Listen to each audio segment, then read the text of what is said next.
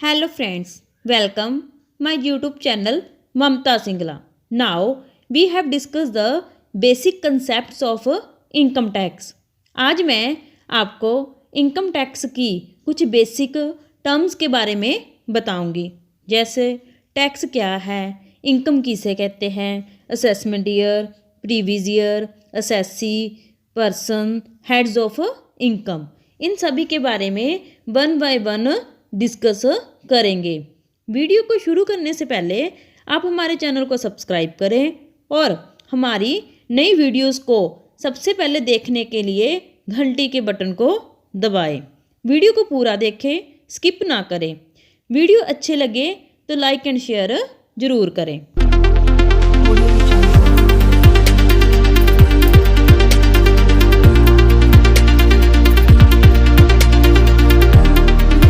Now let be start the video. What is tax? Tax क्या है? Tax एक compulsory payment है जो गवर्नमेंट चार्ज करती है। गवर्नमेंट टैक्स पर्सन की इनकम पर या उसके बिजनेस प्रॉफिट पर लगाती है, या फिर गवर्नमेंट इस टैक्स को जो goods and services customer use करता है उसमें ऐड कर देती है। टैक्स टू टाइप का होता है, डायरेक्ट टैक्स और इनडायरेक्ट टैक्स। डायरेक्ट टैक्स एक ऐसा टैक्स है जो उस व्यक्ति को पे करना होता है जिस पर जे लगाया जाता है, जैसे इनकम टैक्स जो व्यक्ति की इनकम और प्रॉफिट पर लगता है।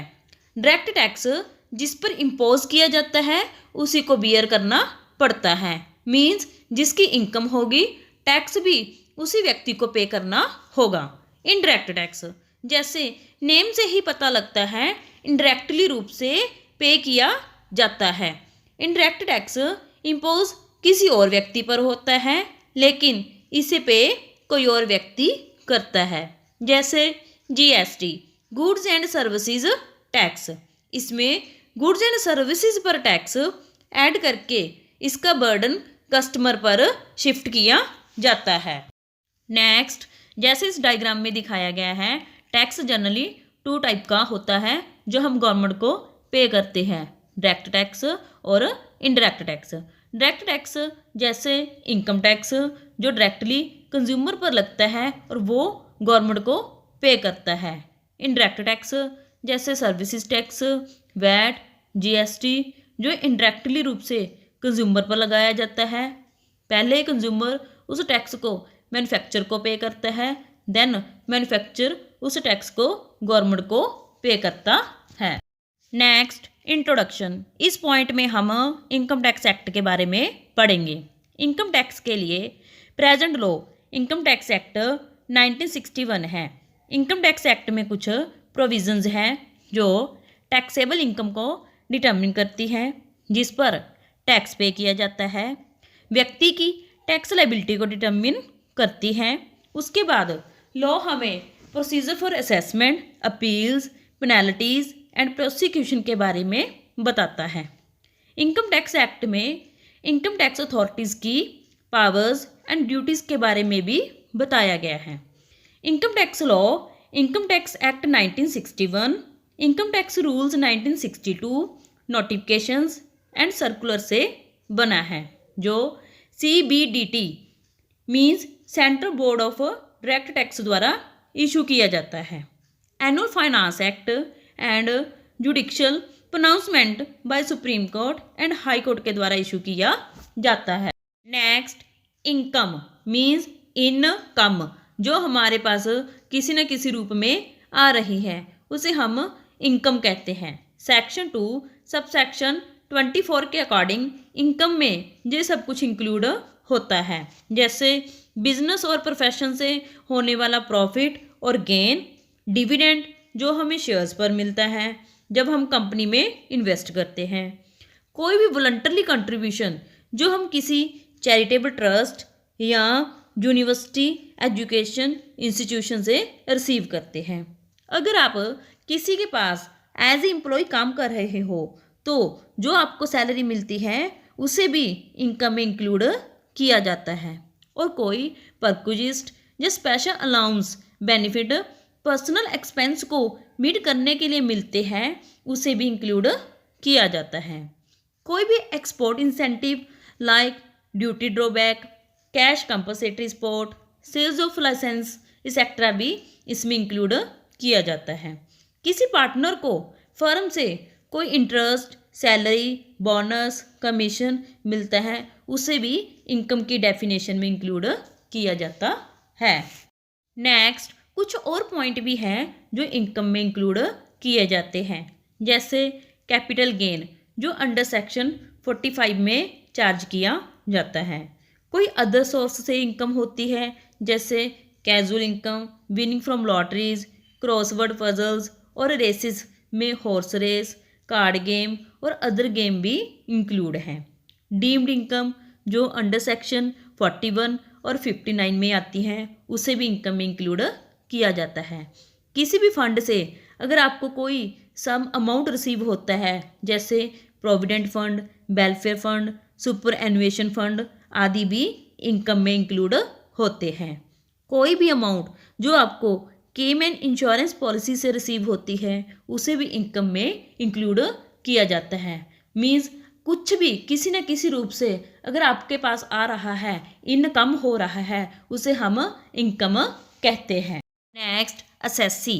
As per section 2 sub section 7 के अकॉर्डिंग असेसी मीन्स वो व्यक्ति जिसके द्वारा कोई टैक्स या कोई भी सम ऑफ मनी मीन्स इंटरेस्ट या पेनल्टी के रूप में इनकम टैक्स एक्ट के अकॉर्डिंग पेबल होती है उसे असेसी कहा जाता है।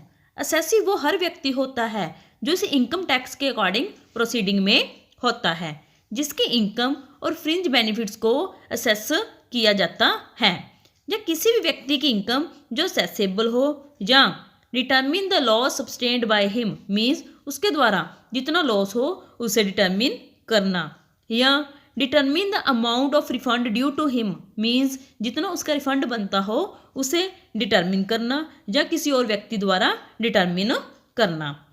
Every person who is deemed to be an assessee under any provision of this act means हर उस व्यक्ति को डीम्ड असेसी के रूप में जाना जाता है जो इस एक्ट की प्रोविजन के अंडर आता है। Every person who is deemed to be an assessee in default under any provision of this act means in default हर उस व्यक्ति को डीम्ड असेसी माना जाता है जो इस एक्ट की प्रोविजन के अंडर आता है। Next assessment year section 2 subsection 9 means assessment year 12 month का एक ईयर होता है जो एवरी ईयर 1 अप्रैल से स्टार्ट होता है और नेक्स्ट ईयर 31 मार्च को ख़त्म होता है। इसमें असेसी की प्रीवियस ईयर की इनकम को असेस करके उसका टैक्स असेसमेंट ईयर में पे किया जाता है। जो रेट्स फाइनेंस एक्ट के अकॉर्डिंग प्रेस्क्राइब्ड किए जाते हैं, जैसे एग्जांपल के लिए 1 अप्रैल 2022 से 31 मार्च 2023 की इनकम को रेलिवेंट असेसमेंट ईयर 1 अप्रैल 2023 से 31 मार्च 2024 में असेस करके टैक्स पे किया जाता है। इसमें 1 अप्रैल 2023 से 31 मार्च 2024 असेसमेंट ईयर है। Next previous year. Previous year under section 3 के अकॉर्डिंग जिस ईयर में इनकम अर्न की जाती है उसे प्रीवियस ईयर कहते हैं। प्रीवियस ईयर की इनकम नेक्स्ट ईयर में टैक्सेबल होती है। सभी सोर्स ऑफ इनकम के लिए प्रीवियस ईयर सेम होता है, जैसे असेसमेंट ईयर 1989 से 90 सभी असेसी को फाइनेंशियल ईयर 1 अप्रैल से 31 March as a previous year follow करने के लिए कहा जाता है। Next person. एज पर सेक्शन 2 सब सेक्शन 31 में पर्सन की कैटेगरीज में इन सभी को इंक्लूड किया गया है। And individual, HUF means Hindu undivided family, a company, a firm, an AOP means association of persons, और BOI means body of individual. Incorporate भी हो सकती है और नहीं भी हो सकती है। A local authority, every artificial judicial person जो ऊपर पहले बताई गई कैटेगरी में नहीं आते उन सभी को इसमें इंक्लूड किया जाता है। Next and last heads of income section 14 means जो इनकम हम अर्न करते हैं उसको कितने हेड्स में डिवाइड किया गया है। इनकम टैक्स एक्ट 1961 के अकॉर्डिंग टोटल इनकम को कंप्यूट करने के लिए इनकम को 5 हेड्स में डिवाइड किया गया है। First, salary, section 15 to 17 means जब हम एज एम्प्लॉय किसी के पास काम करते हैं और एम्प्लॉयर हमें जो मनी देता है उसे सैलरी हेड में रखा जाता है। Number 2, income from HP, section 22 to 27 means house property से हमें जो भी इनकम अर्न होती है उसे इस हेड में रखा जाता है। फॉर एग्जांपल, जब हम हाउस को किसी को रेंट पर देते हैं तो जो रेंट हमें मिलता है उसे इनकम फ्रॉम HP में इंक्लूड किया जाता है।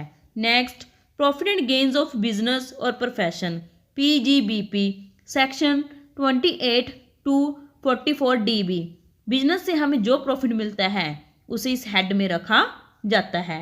Next, capital gains, section 45 to 55A किसी कैपिटल एसेट और शेयर्स को बेचने से जो प्रॉफिट और लॉस होता है उसे कैपिटल गेन हेड्स में रखा जाता है। Next, income from other source, section 56 to 59 किसी अदर सोर्स से जो इनकम होती है जैसे bank interest, dividend, casual income, इन सभी को इस हेड में रखा जाता है। Next, gross total income means 5 heads की इनकम को कंप्यूट करने के बाद उसमें set off and carry forward loss की एडजस्टमेंट करने के बाद क्लबिंग प्रोविज़न इंक्लूड करने के बाद सभी हेड्स की इनकम को एग्रीगेट करने को ग्रॉस टोटल इनकम कहा जाता है। Thanks for watching this video को ज़्यादा से ज़्यादा लाइक एंड शेयर करें। हमारी वीडियोस को सबसे पहले देखने के लिए चैनल को सब्सक्राइब करें और साथ में बेल बटन को प्रेस करें।